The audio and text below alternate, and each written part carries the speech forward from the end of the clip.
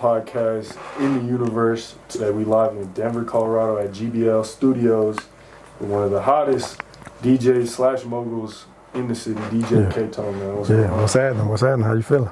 Feeling good, man. I appreciate you for tapping in with me. A lot of people told me to do this interview, and I know you got a lot of respect out here, so it's definitely a pleasure. That's love. It's a pleasure, to have me. I appreciate you even having me, and I appreciate what you're doing for the city and the contribution that you're making to the culture, so that's love. Hell yeah. It's all respect, man. I appreciate it. Well, let's get right into it. So you're originally from Park Hill, correct? Yeah. Well, I was originally born in New Jersey. Moved out here when I was about 7. Been here since. I moved back and forth a couple times from in and out of Park Hill, but I was raised Park Hill for sure. Okay. And you said you spent most of your middle school, high school years. All that. Elementary school. Went to Edmond, Ashley, Gove, East. Grew up in Park Hill, played for the Falcons, played for the Pirates. All my upbringing was, Park Hill for sure. Yeah. Did you play any sports and stuff like that? Yeah. That's what I'm saying. I played football I initially played for the Park Hill Falcons. Then I played my last year for the Park Hill Pirates. I hooped at Skyland, which is now called Hiawatha, but Skyland, 33rd and Highly. Okay. Did you play in high school at East or? Man, I played my freshman year and my senior year. I was playing around. Oh, okay. So I played 2 years at East, so it really wasn't nothing. But I did play though. What sports? Football. So I played basketball, I think only my freshman year, and I stopped playing basketball. Then sophomore and junior year, I was just getting money and playing around, going to school, and played football my senior year. Okay. Did you end up graduating though? Yeah, hell yeah. There you go. Graduated. I actually tried to play in college. I went down there acting like I was fun to play football, and I didn't. I played, I started, but I ain't ended up playing. I was like, nah, I'm cool. Where at? So I went to Lincoln University in Missouri. Oh, okay. Yeah. What position? I didn't. What position? I was going to play receiver. Receiver in high school. So I acted like I was going to play receiver. And, I went out there and played around a little bit. Went to the training, and I just ended up quitting. I just wasn't feeling it. Was East pretty good at football when you were there? At that time, we was all right. It was cool. Oh, yeah, I know it was okay. At least from when I was in high school, I know they were definitely known for basketball. That's what I was gonna say. Basketball was better. Yeah, they went to state. They went to state a couple times when I was there, but football really didn't. They didn't really make too much noise. That was all right though. There you go. So when did becoming a DJ kind of? Let me ask that. So when did you start becoming a DJ or get interested in wanting to become a DJ? When I got interested in actually becoming a DJ was when I was in college. Well, I was always into music though. Like coming up, I was always into music. I was making my own little mixtapes in high school, but just my personal mixtapes for me and my homies and all that. But what made me actually start DJing when I was in college, my very first semester, I got a work-study job at the radio station. So I started. What station? 88.9 FM KJLU, Lincoln University in Missouri. So I started that was my work-study job for, getting credits and all that for school. So I was on the radio, but my cousin, big shout out to Reem Burgundy. A lot of people don't know this, but my cousin is a real life DJ. His name is Reem Burgundy. He's here right now. He's from Philly. So I ended up visiting him my freshman year in Philly. And I went there. I don't even remember why I even went there in the middle of the semester, but I went out there and told him I'm on the radio, man, whatever. And he had his setup in the basement, real turntables, had the dope mixer. And he was down there cutting and doing, you know what I'm saying, going crazy. I'm like, man, I'm on the radio, in my school, I want to learn really how to really DJ, like, teach me. And he told me, he was like, man, I ain't gonna I ain't gonna teach you, but what I will do, if you're serious, I'll send you these turntables and you could just practice and learn and figure it out. And he kept his word. I got back, he sent them. You know what I'm saying? Yeah. He sent them to me. So by me working at the radio station, I had access to a lot of records up there. So I would just get a lot of records. Then I'd join the record pool, started getting more records. So I had the turntables and I'll just, practice. And, it was on ever since. Okay. When it comes to the college, what were you majoring in? Broadcast journalism. Okay. Did you end up getting a degree, or how was that? Got my degree, 4 years too. Bachelor's? Yeah, got my BS in broadcast journalism from Lincoln University, Missouri. Hell yeah, that's hard. What made you want to go to college out of state? A couple reasons. I really didn't want to stay in state. I wanted to travel, right. and I wanted to do something new, do something different, and it was about 13 of us from Denver that went at one time. So it was cool, yeah. A bunch of us that knew each other, a couple of my homies and a couple girls we knew. We all went to the same school, same time. So I mean so that helped. You know what I mean? Have some homies there. Yeah, that helped. We was about 13 deep. It was cool. Oh yeah. You know what I'm saying? So you're on the radio and you said you wanted to start DJing. Mm-hmm. What made you want to take the DJ route instead of becoming an artist? Well, I mean, you do got some music, but focus on the DJ route instead of becoming a rapper or videographer or what have you. Well, I mean, I really, I think it was because, like I said, I've always been in music. I was making my own, thought I was making my own little playlist, mixtapes, whatever. Oh, okay. You know what I'm saying? Yeah. And just seeing my cousin DJing, and I think it was just that was what was in front of me at the time. Like I really was. I mean, I've always if anybody that knows me know I rap every day, just freestyling, playing. Yeah. So I love to rap, but I never want to be a rapper. You know what I'm saying? Right. That really wasn't. It's not really what I want to do, but. The DJing, it was in front of me. It was right there, and I was intrigued by it too. Like, I was intrigued by how, people make the party move and change people's moves and attitudes, just by playing music. So that's what I want to do. Hell yeah. Who were some of your inspirations growing up? Some inspirations, just period or DJing. We'll go just period, and then we'll DJs specific. I mean, my inspirations wasn't really famous people or people like that. It was just people that was around me. Like my mom was my biggest inspiration.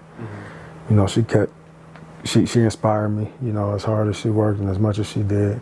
My cousin Ring, who I just told you, Ring Burgundy, he was an inspiration because I liked, what he did on the turntables, and he was always there for me. But them was really my inspirations. Okay. As you got more into DJing, were there any other DJs you looked up to or wanted to work with or collaborate with? Collaborate with? I mean, not necessarily collaborate with, but there was a couple of DJs who I really admired their style. You know what I'm saying? And he wasn't even famous or anything, man, but there's a DJ named DJ Motown. Okay. He was hard, though. He's from Arkansas. You know what I'm saying? Yeah. But he's from the border of Arkansas, so it's like Arkansas, close to Missouri, close to, you know what I'm saying? And he used to always come up and DJ a lot of parties at my college. Oh, okay. And I thought he was hella dope, just his style. He was one of my inspirations. When I really started, DJ Motown, for sure, and DJ Jelly from Oop Camp, from Atlanta. I really was inspired by him because he was heavy in the mixtapes. He had Atlanta on lock, and I like this style. So Motown and DJ Jelly for sure. Quick shout out to the sponsor of today's video, 3 in Water. Make sure y'all go get that hydration for go-getters. Oh, that's what I'm drinking? Yes, sir. Okay. Yeah, 3 a.m. Oh, yeah. Mm-hmm. Well, all right, let's kind of switch gears a little bit. Yeah. So you went to college, you got your degree, and then you moved back to Colorado, or what was your Not right away. So I stayed for another year because I was cracking up there. So I mean, I was heavy in the parties for the school clubs out there. I mean, I was cracking, and I applied for the music director position at the radio station I was at, and it was me and one other person that applied. And I told myself, if I get this job, it was meant I'm staying. Right. If I don't, I'm leaving. Yeah. You know what I'm saying? And I didn't end up getting a job, and I came back. Okay. You know, so that was about a year, a little over a year after I graduated. Did you miss like Colorado when you left? Yeah, I missed it, but I mean, you know, I had fun in college. It was cool. But I would come back, you know, holidays and stuff. So I mean, I missed it a little bit though. Okay. So you came back. What was like your first move when you came back? Was it, okay, I'm straight into the DJ scene, or were you like still looking for a kind of job within the industry, or what was it? No, I wasn't looking for no job.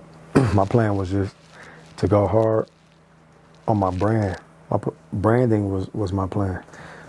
So I would really, I had a lot of connections anyway. Like even just growing up, I was always connected. So, you know, I wasn't even really. Oh yeah, when I came back, I was old enough.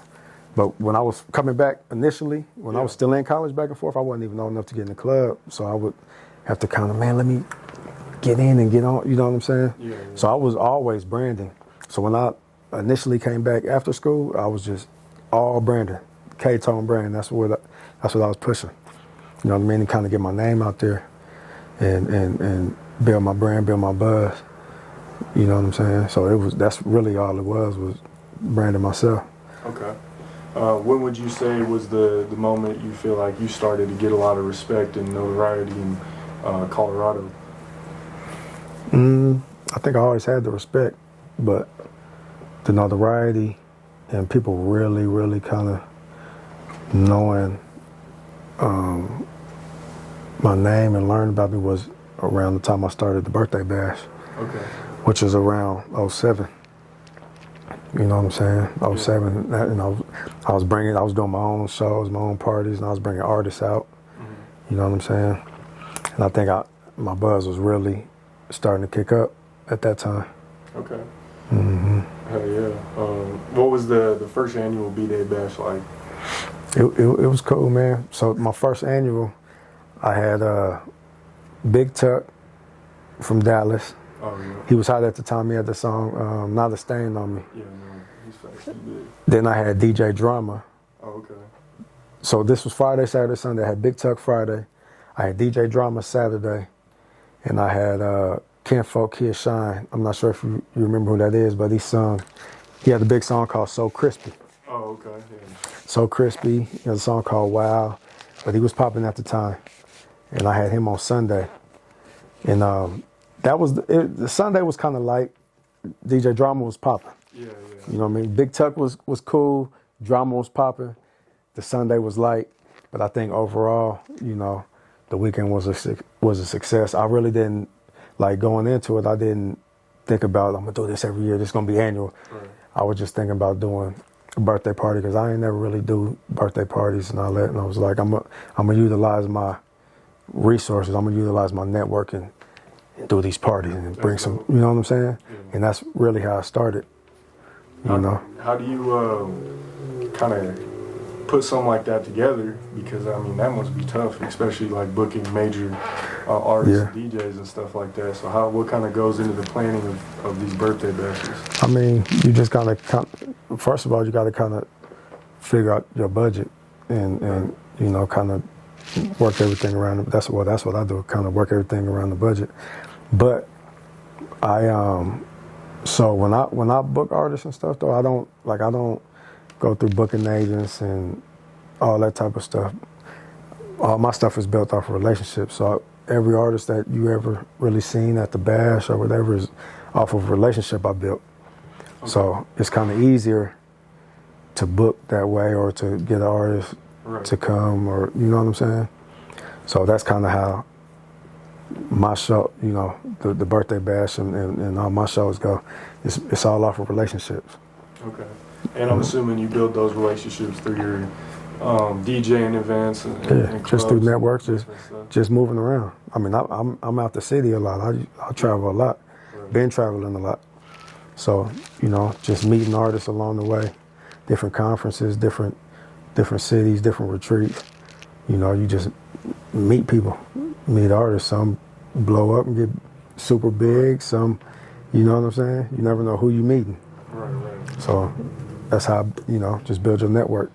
What's the importance of traveling for Colorado folks that want to get, big in the music? You gotta travel. I mean, you gotta travel. You can't, I mean, you gotta move around, man. That's how you gonna really get your name out. That's how you gonna, again, build the network. That's how people's gonna know you and see you. And you gotta continue to build. You gotta travel, for sure. Okay, that's real. So this year you got the 15th annual birthday bash. So you've been going strong for 15 years. Yeah. And from what I've heard, you got the mayor proclamating it this year, if that's how you say it, right? Proclamation. Yeah, proclamation. Yeah. So they're making it a proclamation, 15th annual. It's official proclamation this year from the city. So they stamped it. That's big. Yeah, that's dope, man. So yeah, make sure. I mean, by the time this interview drops, I'm sure. People watch the interview, and I'm sure. I hope everyone has some fun. Yeah. But this year with the this B-Day bash, I noticed you said you wanted to focus on more of like a mental health awareness. What was the idea behind mental health and everything going on? Well, I just kind of want to change the narrative because, I mean, every year, I do comedy shows, I do parties, concerts, all that. I just feel like it's a more serious time. I feel like, we faced with a lot of different issues and trauma and mental health issues. Yeah. So I just felt like I wanted to use my platform, which is the Birthday Bash platform, which already has a name. I'm gonna just use that platform to help increase the awareness on this topic, which is mental health and self-care, and at least talking about it. That's real. You know what I mean, and bringing up the issues. I think that's important for our city, our community. I think that's a real issue we have right now. No, for real. Okay. 2 points on 2 questions I want to ask on that. Yeah. First, what are some of the mental health like ideas, projects, stuff like that you have for? No, he's just leaving. Okay. Yeah. What are some of the like ideas or just things that are going to happen with the mental health? Like, is it like going to be like therapy investment For the week? Yeah, like, or what do you got planned for it? Well, I mean, I have a couple different events. Like I have so we feeding the homeless one day. We having a bowling night, which is like just a cool environment type night. I'm doing a therapy happy hour, but the main thing we're doing on the Saturday of the birthday bash is it's called Let's Talk About It. So it's a luncheon, it's an open panel discussion. Okay. You know what I mean? So we'll have panelists up there, people that's therapists, people that's in therapy, some people that are not necessarily therapists, but that work with maybe troubled youth. You know what I'm saying? We're gonna have youth there speaking from their point of view. So it's a youth roundtable, men and women. So I mean that's the main thing on that Saturday. Big shout out to MHCD, man. They sponsored by MHCD. Okay, so I wanted to ask you a couple questions about Muhammad so I could kind of learn and grow and get some real advice from you. Cause I know you're really respected out here. So who better to ask? Yeah. First off, how do you feel about Mile Minute lists? Do you feel like they're good or bad for the city? The list, I feel like, first of all, I really don't feel no way. Yeah. But I feel like I don't know. Hold on, let me think about how to answer that. You're good. Because I honestly don't feel away. You know what I'm saying? Right. Would you feel away if it was a DJ list? Man, I really don't be paying. I don't, man. I don't be tripping on them lists. You know what I'm saying? I don't think the lists really affect anything. I feel like the lists are someone's opinion. You know what I mean? Just like when I do my end of the year list, that's why I put in no particular order. I put this is my personal list that was affected me this year. You know what I'm saying? So I feel like lists are just from someone's opinion, even big lists. Yeah. There's just somebody has to write it. Right. You know what I'm saying? Somebody's like the NBA top 75. That's someone's personal opinion. The list will be argued all. I don't care what list it is. I don't care what genre. I don't care what anything. Somebody's always going to argue the list. Somebody's always going to say, well, what about such and such? Yeah. I just feel like a list is a list, man. It's just someone's opinion. Do you think we should do more lists? Do you think it helps the scene at all? Like maybe put some awareness on the artists out here? I just feel like people see names. They just might see a name like, oh, I heard that name before. I don't necessarily think it does anything. Okay. You know what I mean? Because you put a list out, but you know what classifies that list to be legit. Okay. You know what I'm saying? So I don't really think it does anything, honestly. Okay. But just stirs up some talk. You know what I'm saying? Just gonna stir up some talk. I mean, I guess that's cool for the promo. You know what I mean? But I personally don't think it does anything. Okay, that's real. What would you like to see Maha Minute do more of, or how do you think we can improve as a media, as a blog out here in Denver? Just do your research on artists or things or happenings. You know what I mean? Stay current with what's going on. Stay current with who's coming up and who's popping, and swoop people while they popping, and just keep building them relationships. You know what I mean? I think you're doing a good job at building. You know what I'm saying?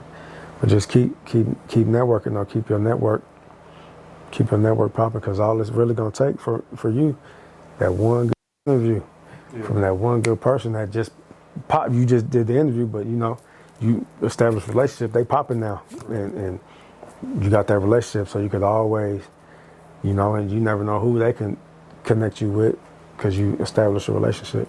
So just keep establishing them relationships.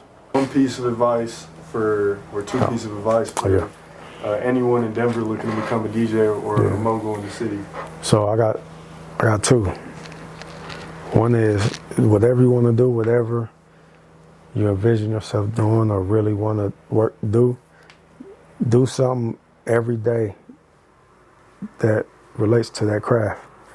So whether if you want to rap, write a rap every day. Write something every day. You want to DJ, do something, that's going to help your skill every day. Whether you do some research, look up some equipment, find some artists, download some music, do something to that craft every day. And then my second piece of advice is don't give up. Keep mashing. Just keep mashing. That's it. That's real. Okay. Who are some of your favorite Colorado artists that you listen to, and then some artists you think some people watching this interview should check out? So my favorite I listen to AP. They call him AP for sure. I listen to Trev Rich. I listen to a lot of Colorado music, man. I listen to Lil Bad often. His new one, Go Crazy 3. That's in rotation. Let me think. Got this out. And then come back. Good. Yeah. Let me think. Oh yeah, I'm tripping. See? I listen to a lot. No, okay. They all gonna be watching. Yeah. I listen to A Meezy. Of course, I listen to Nay Renee. Big shout Nay Renee. I listen to Nay Renee. Okay, chop this. Who else I listen to? Oh shoot. Who else I listen to? Dang, who else I be bumping? Hold on. I play so much music. So much Denver music. Kind of put you on the spot with that. Yeah. I'm thinking. Oh yeah. What else I like? What else I like? So this be the part where I don't say somebody and people be mad. Yeah. Yeah, I listen to a whole bunch of Denver music, man. Some people that I don't necessarily listen to that much, who I feel like people should look out for. I like the cat Big Grit. Oh yeah, he's been coming up. And you know who's really popping? 100 Pack Savvy. Oh yeah. I did a team party. True story.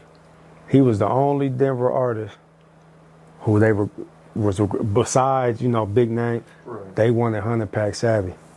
Oh, yeah. True story. Savvy popping. So I like what he doing, man. I like. I think he hard. I mean, he be busting. I don't necessarily listen to him a lot, my person, but savvy hard, man. I like where he's going. Yeah, now he putting on. Yeah. He putting on, but it's showing, man, because when you got the kids popping and the kids really listening and requesting, like they came. Can you play 100 Pack Savvy? Yeah. Literally 5 times. Yeah. Ask Trevor was at the party and Squizzy. Shout out to them. They seen it. I'm like, wow, you got something going, man. So right. keep mashing. I feel like if anybody, in that area, that look at Savvy for sure. That's real. Okay. Mm-hmm. You don't have to answer this if you want, but yeah. I feel like this topic's been going around a lot in the city. Yeah. So I wanted your honest opinion about it. How do you feel about artists who are, not African American saying the N-word in their music? How do I feel about it? Yeah. Honest opinions. And like I said, if you want, delete the question, but I feel like a lot of people have been talking about that in the city. I mean, it's been happening for a long time. It's not gonna stop now. But I mean, I don't know if I feel the way. I don't condone it. I don't think they should do it. I mean, I don't. They gotta suffer whatever consequences come with that from wherever they at the time somebody listens to it. Yeah. I don't necessarily feel a way about it. You know what I mean? Do you feel like maybe they could go farther in the music industry without using it, or? It really depends on. It really kind of depends. I mean, people might not care. Yeah. You know what I mean? Depending on, a label might be looking at you with an exec who really care about that, and that just they turn off. You know what I'm saying? I mean, if you don't have to use it, don't use it. Come figure out another word. You know what I mean? But to each his own, man. If that's how they feel, they can get away with it. Shit. You might not get away with it one day when somebody listens to your music and you right there. Right. You know what I mean? I don't think people should really use it if they ain't on that. You know what I'm saying? But that's just my opinion. Okay, that's real. Any events that the people should look forward to? I know you got the birthday bash coming up. Is there any other things you want to speak on?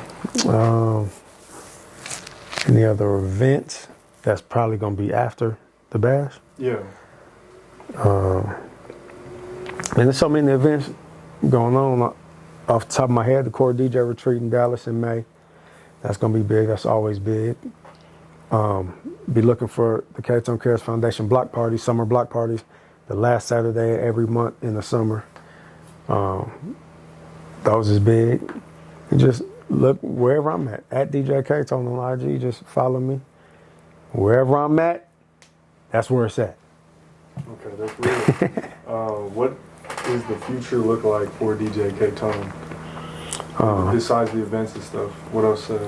I mean, I'm just progressive, man. It's not necessarily like you could take the DJ off of Ktone and that's what I'm on. Like, Okay. I'm more of, you know, the DJ is just a platform and a stepping stone for really what I'm doing, you know, with the city, with the community, with the world, man. I'm just trying to change lives, you know, to the best of my ability with these programs that I have with the foundation. That's really what I'm pushing, man, my foundation, because I have a lot of dope ideas and a lot of programs that we run to help kids and to help the city, and, you know, that's really what I'm on. So I'm just keep progressing.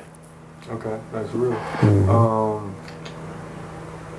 Just about wraps it up, man. Where can people find you on social media, Instagram, YouTube, all that? At DJ Ktone on everything. Just type in that DJ Ktone, I'm gonna pop up. And that's where you can follow me, reach out to me. You can find me. And yeah. Okay, cool. Can I get a shout out from All High Minute one time? Yeah. Want to send a big shout out to My Minute. One of the, hold on, run this back. Yeah. Blog. What do you consider yourself? Yeah, it's a blog. I started out with the podcast, so I kind of just ran with it. But yeah, you #1 podcast universe or hottest blog, Colorado, whatever. Yeah. Big shout out to My Minute, the dopest, hottest blog in my city. I feel on the rise, coming up. DJ Ktone, man, My High Minute. Appreciate you. This has been a legendary interview. Make sure y'all go follow DJ Ktone on everything, Instagram, Twitter, Facebook, all that. Links will be in the description. Make sure y'all go follow All High Minute on everything, Instagram, Twitter, Facebook, all that. Links will be in the description. What you want to see next? Hit that subscribe button, hit that bell button to stay notified of all the latest news drop. Big shout out to GBL Studios. Yeah. For letting us record the interview here. Yeah. And shout out to 3 AM Water. Make sure you get that hydration for the go-getters. Mile High Minute, #1 podcast in the universe. We out. Appreciate you.